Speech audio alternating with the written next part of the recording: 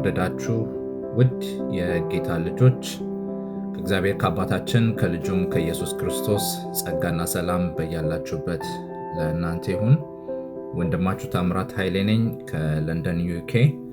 ላለፉት ቀናት እግዚአብሔር አምላካችን እያስተማረን በነበሩት ቀናቶች ሁሉ የእግዚአብሔርን ቃል ስንመረምር የነበረበት ዋና ሐሳባችን በአጋጣሚ አይደል በሚል ሐሳብ ተነስተን የእግዚአብሔርን ድንቅ አድራጎት ከዘላለም ዘመናት በፊት አስቦና አቅዶ ያደረገውን የደህንነት ስራውን እንዴት ዘመናትን ጠብቆ ሲከናወን በነበረበት ቦታ ላይ አጋጣሚ በሚመስሉ የሰው ልጆች እይታዎች ውስጥ እኛም በሐሳብ ደረጃ ተይዘንና ተስበን እንዳንወሰድ በእግዚአብሔር ዘንድ አጋጣሚ የሚባል ነገር ስለሌለ ነገሮችንም በአጋጣሚ ስለማያደርግ የሚሆኑት ነገሮች ሁሉ በክርስቶስ ኢየሱስ የነበረውን የዘላለም ዕቅዱን ለማከናወን መሆኑን በማሰብ ያለፈውን ነገር እንደዚህ አድርጎ ከከወነው ዘመናችንንም ተቆጣጣሪ እሱ ነው። የወደፊቱንም ታሪክ ደግሞ በእጁ ይዞ ያለ የእኛንም የመዳናችንን ጅማሬ አስቦ ወደ ፍጻሜ ወደ ድምዳሜ የሚያመጣው እርሱ መሆኑን በማወቅ እንድንተማመንበት በማለት ከመጽሐፍ ቅዱሳችን አንዳንድ ታሪኮችን እያነሳን ስንወያይ ሰንብተናል። በትላንትናው ቀን ጥናታችን የተመረጥንበት ከጨለማ ወደሚደነቀው የእርሱ ብርሃን የመጣንበት ዋናው ዓላማ የእርሱን በጎነት እንድንናገር ነው ብለን ደምድመናል።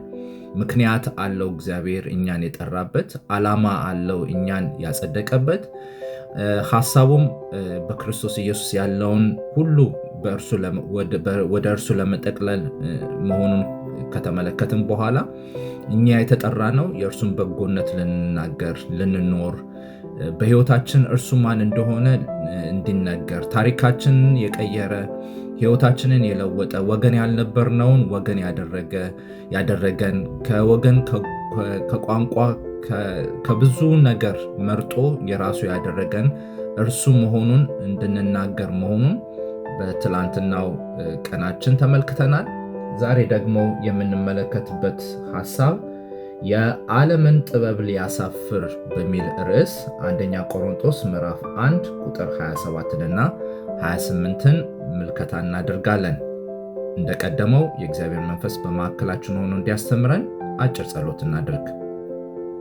ክብርና ምስጋና ውዳሴም አምልኮም ስግደትም ያንተ ብቻ የሆነ ዘላለማዊ እግዚአብሔር አባታችን ሆይ እኔና ባሪያዎች በፊትህ ነን ያለነው።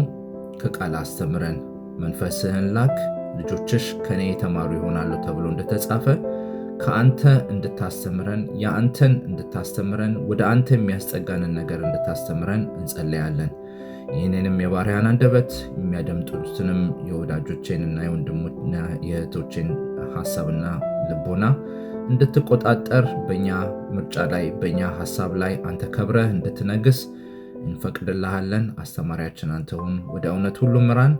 ጻድቅና እውነት በሆነው ልጅ በክርስቶስ በኢየሱስ ስም አሜን። የትምህርታችን ዋናው ሐሳብ በአጋጣሚ አይደል ብለን የተነሳንበት ዋናው ሐሳብ የተወሰደው ከኤፌሶን መጽሐፍ አንደኛው ምዕራፍ 10ኛው ቁጥር ላይ የተዘረዘረውን ነው።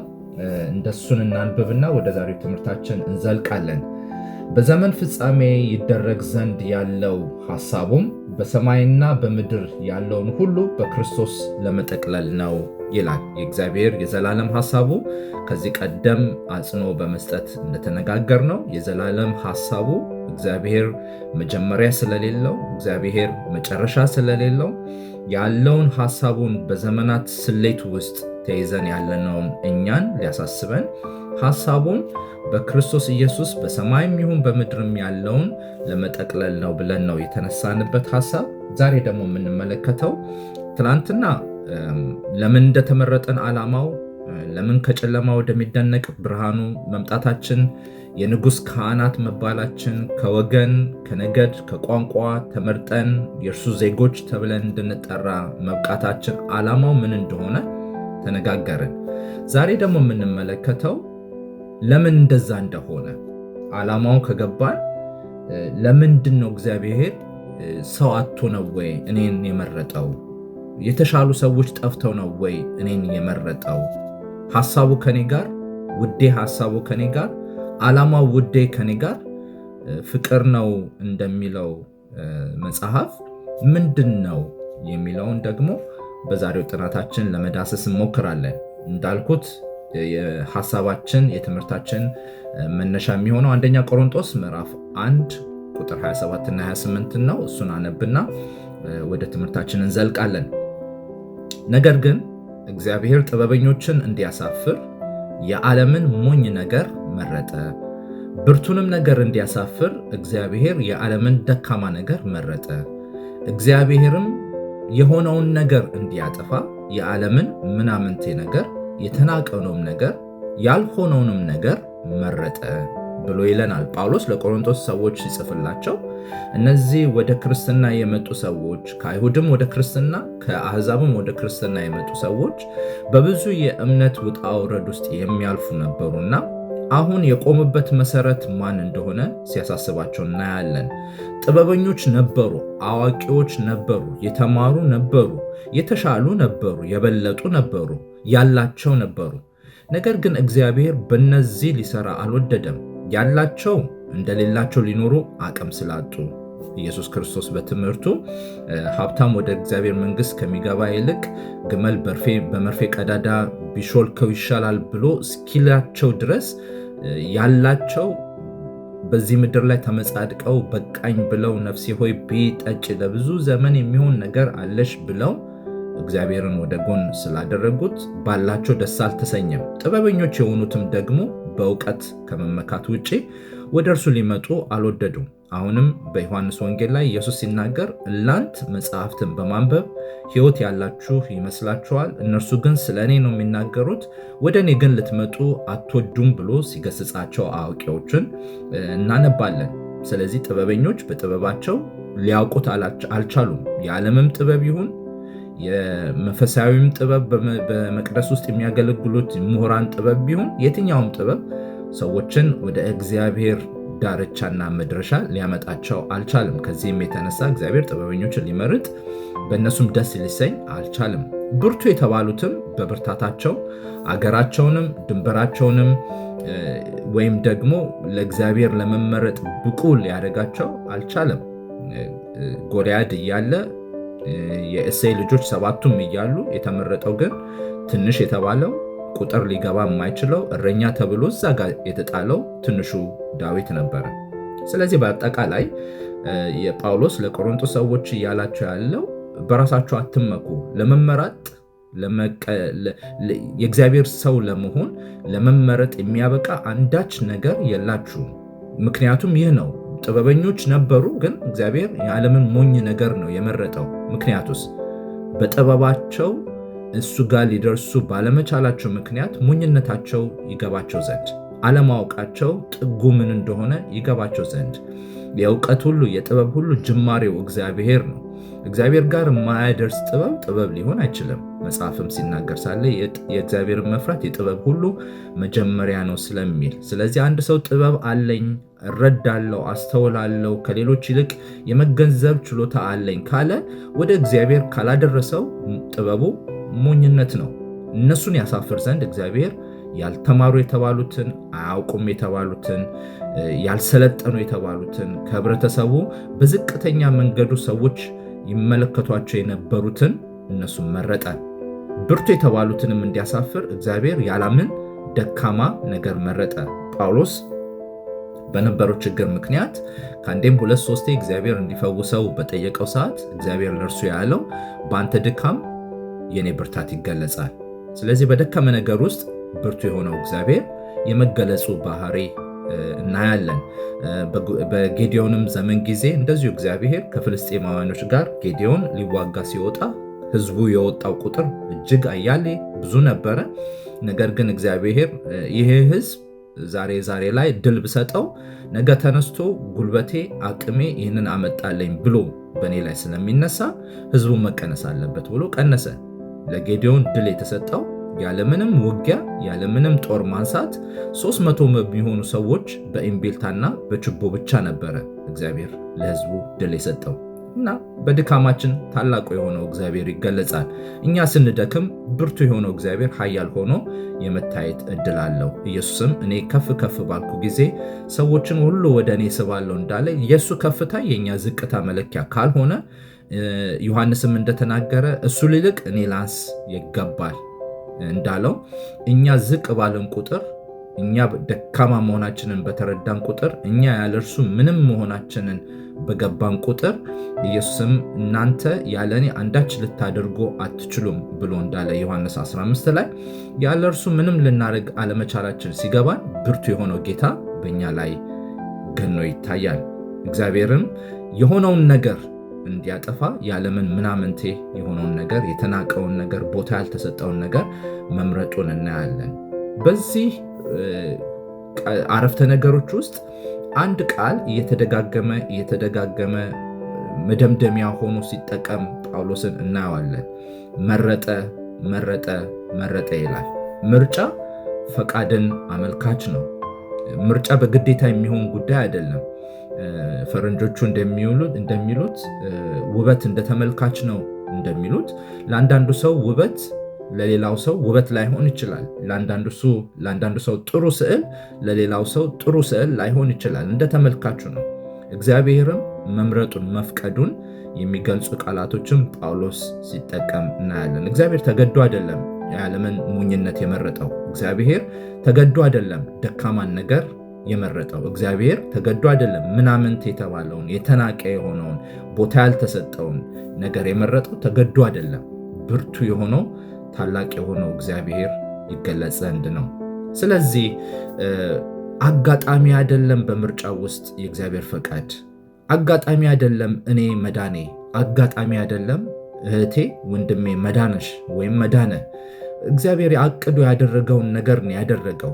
ምክንያቱም ጳውሎስ ለቆሮንቶስ ሰዎች እንደሚለው እግዚአብሔር መርጦ ነው የዓለምን ሞኝ ነገር የወሰደው፣ የዓለምን ደካማ ነገር የወሰደው፣ የዓለምን ምናምንቴ ተብሎ ቦታ ያልተሰጠውን ነገር የወሰደው እግዚአብሔር መርጦ ነው። በእቅድ በዓላማ ብርቱ የሆነው አምላክ እንዲታይ በፊልጵስዩስ ምዕራፍ 2 ላይ ኢየሱስ ክርስቶስ እግዚአብሔር አባቱ ያለ ስም ከስምም ሁሉ በላይ ያለውን ስም እንዲሰጠው የፈቀደው ለመስቀል ሞት እንኳን የታዘዘ ስለሆነ ሕይወቱን ባዶ አድርጎ የባሪያን መልክ ስለወሰደ ለመስቀል ሞት እንኳን የታዘዘ ስለሆነ ሰው ለመሆን ከእግዚአብሔር ጋር መተካከልን እንደ መቀማት አድርጎ ስላልቆጠረው ራሱን ዝቅ ስላደረገ ራሱን ባዶ ስላደረገ እግዚአብሔር አባቱ ከስምም ሁሉ በላይ ያለውን ስም ከስልጣንም ሁሉ በላይ ያለውን ስልጣን ምናስም እግዚአብሔር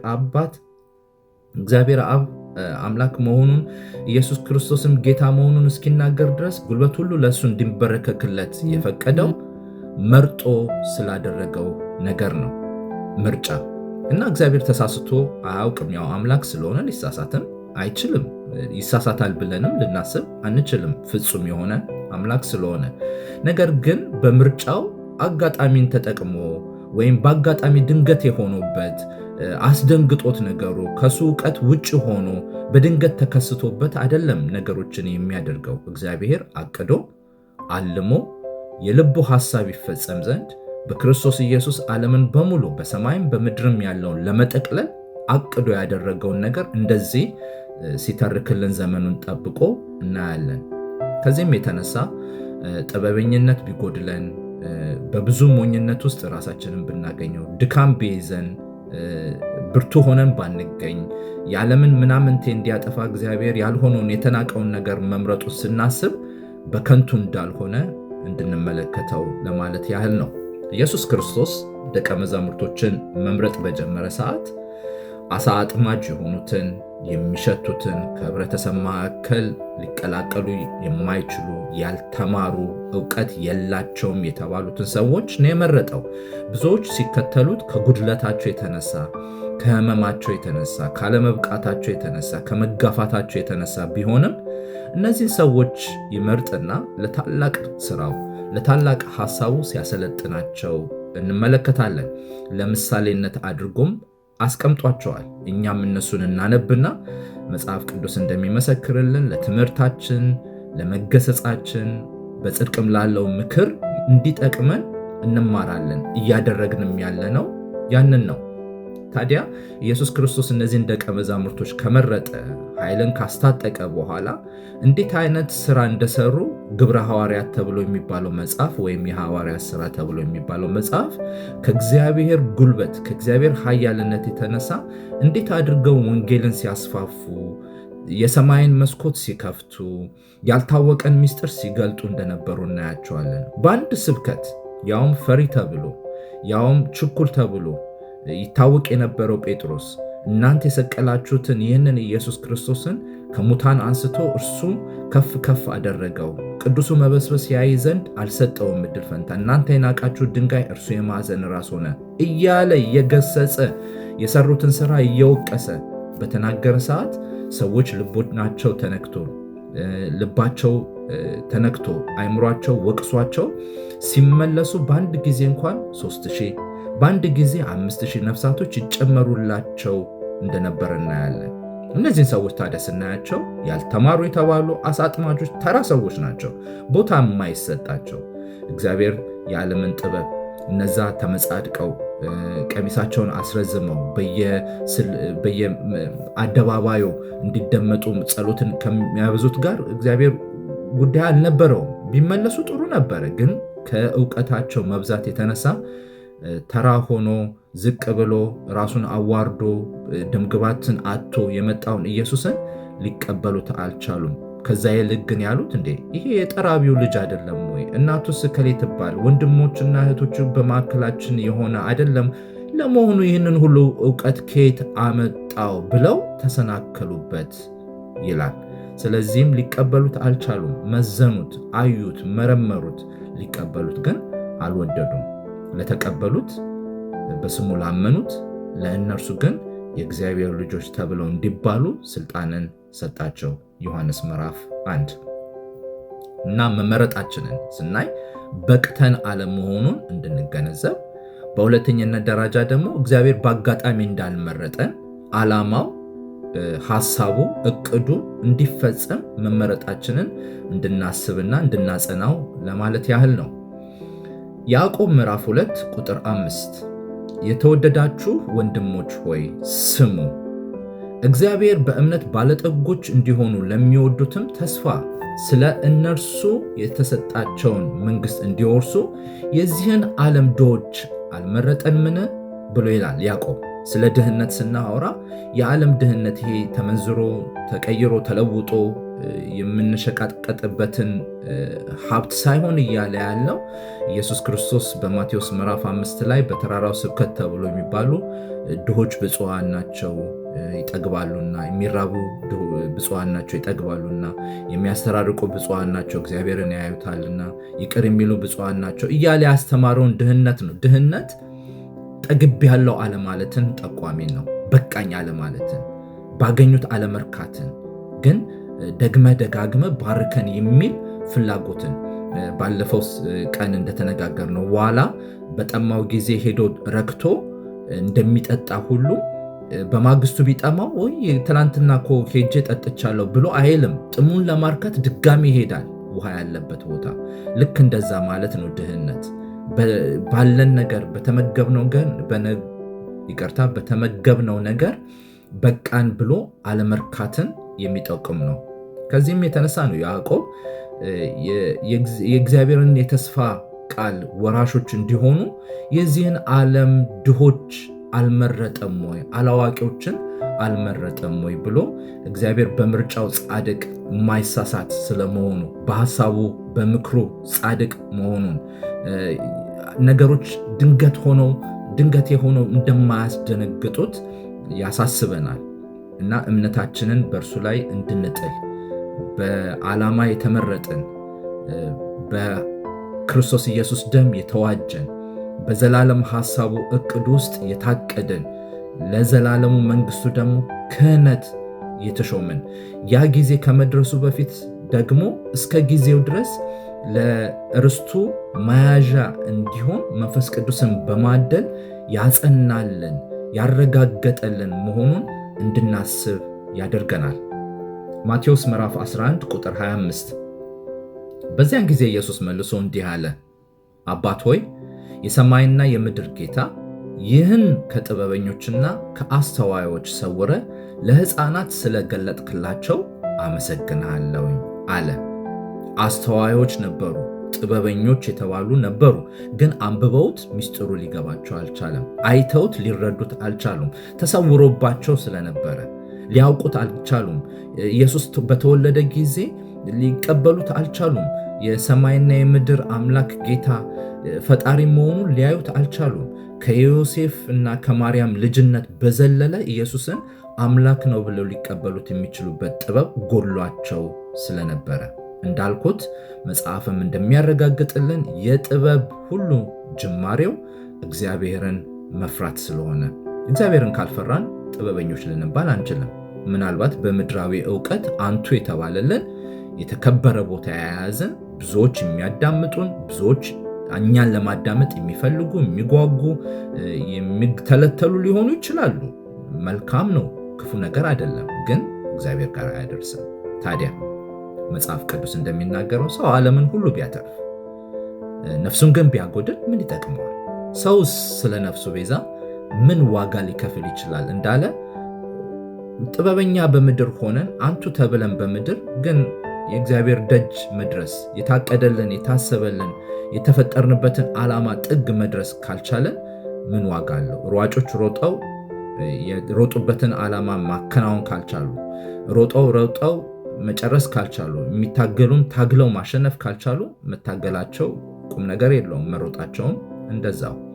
ለዛ ነው እግዚአብሔር ይህንን ከጥበበኞች ሰውረ አለ ኢየሱስ እግዚአብሔርን ሲያመሰግን። ሰውረ አላዋቂዎች ለተባሉት ሕፃናት ለተባሉት ስለገለጥክላቸው ማስተዋል ስላልቻሉ ምስጢሩን ስለገባቸው የዓላማ የሐሳብ የመንግስት ምስጢር ስለገባቸው አመሰግናለሁኝ ብሎ አባቱን ሲያመሰግን እናያለን። አንደኛ ቆሮንቶስ ምዕራፍ 1 ቁጥር 19 እስከ 21 የጥበበኞችን ጥበብ አጠፋለሁ የአስተዋዮችንም ማስተዋል እጥላለሁ ተብሎ ተጽፏልና። ጥበበኛ የት አለ? ጸሐፊስ የት አለ? የዚህች ዓለም መርማሪስ የት አለ? እግዚአብሔር የዚህችን ዓለም ጥበብ ሞኝነት እንዲሆን አላደረገምን? በእግዚአብሔር ጥበብ ምክንያት ዓለም እግዚአብሔርን በጥበቧ ስላላወቀች በስብከት ሞኝነት የሚያምኑትን ሊያድን የእግዚአብሔር በጎ ፈቃድ ሆኗልና። አሜን። እግዚአብሔር የዚህን ዓለም ጥበብ ሞኝነት አደረገው። ዓለም በጥበቧ እግዚአብሔርን ልታውቅ አልቻለችም። ነገር ግን በስብከት ሞኝነት የሚያምኑትን አንዳንድ ጊዜ በሞኝነት አምነን ተቀብለን እንጂ በማየት ተመላልሰን አረጋግጠን አይደለም። እግዚአብሔር በሕይወት አለ። እግዚአብሔር በዙፋኑ አለ። እግዚአብሔር ብቻ ነው አምላክ። ደግሞም ኢየሱስ ክርስቶስ ጌታ ነው። እርሱም ደግሞ ይመጣል፣ ወዳዘጋጀልን የዘላለም ቤት ይወስደናል፣ እንባችንን ያብስልናል፣ ሞት የማይኖርበት ዓለም ይመጣል ብለን የምንለው አረጋግጠን አይደለም። ሳይንስ አረጋግጦልን አይደለም።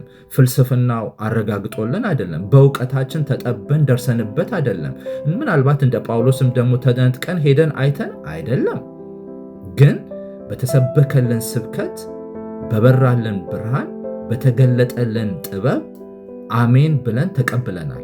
ለዚህ ነው ጳውሎስ በስብከት ሞኝነት የሚያምኑትን ሊያድን የእግዚአብሔር በጎ ፈቃድ ሆኗል እና እኔንና እናንተን በስብከት ሞኝነት ለመማረክ እግዚአብሔር ጸጋውን ስላበዛልን መንፈሱ ስለረዳን እሺ የምንልበትን ልብ ስለሰጠን ክብር ለእግዚአብሔር ይሁን። በመጨረሻ የሐዋርያት ሥራ ምዕራፍ 4 ከቁጥር 11 እስከ 13 ድረስ ያለውን አነብና የዛሬውን የአገልግሎት ጊዜ ወደ ድምዳሜ ያመጣለሁኝ። የሐዋርያት ሥራ ምዕራፍ 4 ቁጥር 11 እናንተ ግንበኞች የናቃችሁት የማዕዘን ራስ የሆነው ይህ ድንጋይ ነው፣ መዳን በሌላ በማንም የለም፣ እንድንበት ዘንድ የሚገባን ለሰዎች የተሰጠ ስም ከሰማይ በታች ሌላ የለምና። ጴጥሮስና ዮሐንስም በግልጥ እንደተናገሩ ባዩ ጊዜ መጽሐፍን የማያውቁና ያልተማሩ ሰዎች እንደሆኑ አስተውለው አደነቁ፣ ከኢየሱስም ጋር እንደነበሩ አወቋቸው ይላል። ጴጥሮስና ዮሐንስ ለዚህ የማዕዘን ድንጋይ ሊሆን ለተሰጠው ከሰማይ በታች ለመዳን ሌላ መንገድ የለም ተብሎ ለተሰበከለት ለተነገረለት እኔ እውነትም ሕይወትም መንገድም ነኝ፣ ከኔ በቀር ወደ አብ የሚመጣ የለም ብሎ ራሱን ለመሰከረው ምስክርነቱም እውነት ለሆነው ለኢየሱስ ክርስቶስ ታማኝ ምስክርና ታማኝ እውነተኛ አገልጋይ ሆነው ዮሐንስና ጴጥሮስ በተናገሩ ጊዜ ያዳመጧቸው ሰዎች ያልተማሩ መጽሐፍትን የማያውቁ መሆኑን አውቀው ካፋቸው የወጣው ቃል ግን ማንነታቸውን ገላጭ አልነበረምና አያውቁም ይባላሉ፣ ያልተማሩ ናቸው ይባላሉ። ግን ማወቃቸው በጥበብና በእውቀት ላይ ያየለ ስለነበረ አደነቁ ይላል። መደነቅ ያዛቸው። ከዛም በኋላ ከኢየሱስ ጋር እንደነበሩ አወቋቸው። አያችሁ ወገኖቼ፣ ዓለም በምትመዝነው ሚዛን አላዋቂዎች ልንሆን እንችላለን፣ ያልተማርን ልንሆን እንችላለን፣ ግሪኩን ዕብራይስጡን በዚህና በዛ ማናሳለጥ ልንሆን እንችላለን። ነገር ግን የእግዚአብሔር ፍርሃት የእግዚአብሔር ጥበብ በእኛ ላይ ሲሆን እነዚህ ያልተማሩ ሰዎች በሰበኩና በተናገሩ መዳን በሌላ በማንም የለም ብለው በተናገሩ ከሰማይ በታች እናምንበት ዘንድ የተሰጠ የኢየሱስ ስም ብቻ ነው ብለው በመሰከሩ ጊዜ ሰዎች ያዳምጣሉ፣ መደነቅ ይይዛቸዋል። የኛ ዕውቀት አይደለም የሚያስደንቃቸው፣ በእኛ አላዋቂዎች ሊገለገል የወደደውን እግዚአብሔርን በማክበር ይደነቃሉ፣ ይገረማሉ። ከዛም በኋላ የሚሉት ምንድነው? እነዚህ የእግዚአብሔር ተከታዮች ናቸው። ስለዚህ የዛሬው ትምህርት የሚያስተምረን የዓለምን ጥበብ ሊያሳፍር እግዚአብሔር እኔንና እናንተን መርጧል። የሚመርጠው ሰው አጥቶ አይደለም፣ ጥበበኞች ጎለውት አይደለም፣ የሚያውቁ ሰዎች ጠፍተው አይደለም። ነገር ግን በብዙዎቹ እግዚአብሔር ደስ አልተሰኘም። ስለዚህ የዓለምን ደካማ መረጠ፣ የማናቀውን መረጠ። በምንም በማንም በቂ ሆነን የማንቆጠረውን ቦታ ሊሰጠን የማይገባውና የማይቻለውን ሰዎች መርጦ አጸደቀን። ምን እንድናደርግ? መዳን በሌላ በማንም የለም ብለን እንድንናገር፣ ምስክሮች እንድንሆን። እኛን ካዳነ፣ እኛን አላዋቂዎች ከጠራ፣ በእኛ አለማወቅ እግዚአብሔር ከብሮ ከታየ ሌሎችን ሊያድን የማይችልበት ምንም ምክንያት የለውም። እኔ ድኛለሁ፣ አንቺ ደነሻላ፣ አንተ ወንድሜ ደነሃላ። እኛን ካዳነ ሁላችንን ሊያድን የማይችልበት ምንም መንገድ የለውም። የዘላለም ሐሳቡም ስለሆነ ሁሉ ይድኑ ዘንድ እግዚአብሔር ወዶ ይታገሳል እንደሚል። ስለዚህ ዓላማችን አንድና አንድ ነው፣ መዳን በሌላ በማንም የለም። እንድንበት ዘንድ ከሰማይ በታች የተሰጠን የጌታ የኢየሱስ ክርስቶስ ስም ብቻ ነው። ለዚህ ምስክር እንድንሆን አለማወቃችንን ሊገለገልበት፣ አለመማራችንን ሊገለገልበት፣ ሞኝነታችንን ሊገለገልበት አምላክ ይወዳልና ፈቅደንና ወደን እንድንሰጠው እግዚአብሔር ጸጋውን ያብዛልን። እሱ መርጦ እኛን ከመረጠ እኛ ደግሞ መርጠን እርሱን መምረጥ እንድንችል እግዚአብሔር ጸጋውን ያብዛልን። እንጸልይ። መልካምነትህ፣ ቸርነትህ፣ በጎነትህ ከቁጥር ሁሉ የበዛው አምላካችን እግዚአብሔር ሆይ በድካማችን ስላላፈርክብን፣ ባለማወቃችን ስላላፈርክብን፣ በሞኝነታችን ስላላፈርክብን፣ ነገር ግን በእኛ ድካም አንተ ገነ ልትታይ፣ በእኛ አለማወቅ አንተ ጥበበኛው እግዚአብሔር ልትታይ ስለፈቀድክና እኛ ስለመረጥከን እናመሰግናለን። ዘመናችንን በቤትህ፣ ዘመናችንን ለክብርህ፣ ዘመናችንን ለመንግስትህ፣ ጉልበታችንን ሁሉ ለአንተ አሳልፈን እንሰጣለን። ጌታ ሆይ ዘመናችን በቤትህ ይለቅ፣ ዘመናችን በአንተ በምትገኝበት ይሁን። አንተ በምትጠራን ሰዓት እነሆ ባሪያ ብለን የምንመልስበት የቅርብ ግንኙነት ከአንተ ጋር ይኑረን። አቤቱ ጌታ ሆይ በድካማችን ተስፋ እንዳንቆርጥ፣ ባለማወቃችን ተስፋ እንዳንቆርጥ፣ የጥበቦች ሁሉ ጥበበኛ የሆንከውን እግዚአብሔርን እንድንፈራ፣ የጥበብ ሁሉ መጀመሪያ አንተን መፍራት ስለሆነ ቃለ እንደመሰከረልን ጌታ ሆይ በእውነትና በማስተዋል በፊት እንድንመላለስ እርዳን። እውቀት እንደጎደላቸው፣ አእምሮ እንደጎደላቸው በጨለማ እንዳንመላለስ ወደ ብርሃን ጠርተናልና እንደ ብርሃን ልጆች መመላለስ እንድንችል ጸጋህን አብዛለን። ክብርና ምስጋና ላንተ ይሁን። በዘላለም ፍቅር ወደህናልና እናመሰግንሃለን። መዳን በሌላ እንደሌለ እንድንበት ዘንድ የተሰጠን ስም የጌታ የኢየሱስ ብቻ መሆኑን እንድናምን ልባችንን ስለረዳው እናመሰግንሃለን። ዘመናችንን ሁሉ አንተ ተረከብ። ይህንን ሁሉ ጸለይን በክርስቶስ ኢየሱስ ስም አሜን። ወገኖቼ እግዚአብሔር አምላካችንን ላለፉት 6 ቀናት አብሮን ስለነበረ ስላስተማረን፣ በምርጫው የማያሳሳተውን አምላክ በአጋጣሚ እንዳላዳነን፣ በአጋጣሚ ከኛ ጋር እንዳልኖረ፣ በአጋጣሚ መኖሪያውን በእኛ ዘንድ እንዳላደረገ ስላስተማረን እናመሰግነዋለን። ዘመናችንንም ደግሞ ከእርሱ ጋር በምርጫ መኖር እንድንችል ጸጋው ይርዳን። በሚቀጥለው ደግሞ እግዚአብሔር ፈቅዶና ወዶ በሌላ የቃል አገልግሎት እስክንገናኝ ድረስ የእግዚአብሔር ቸርነት፣ የእግዚአብሔር ጥበቃ፣ ምሕረቱ፣ ቸርነቱ ከእናንተ ጋር ይሁን እላለሁኝ። ወንድማችሁ ታምራት ኃይሌ ነኝ ከለንደን። እግዚአብሔር ባርካችሁ።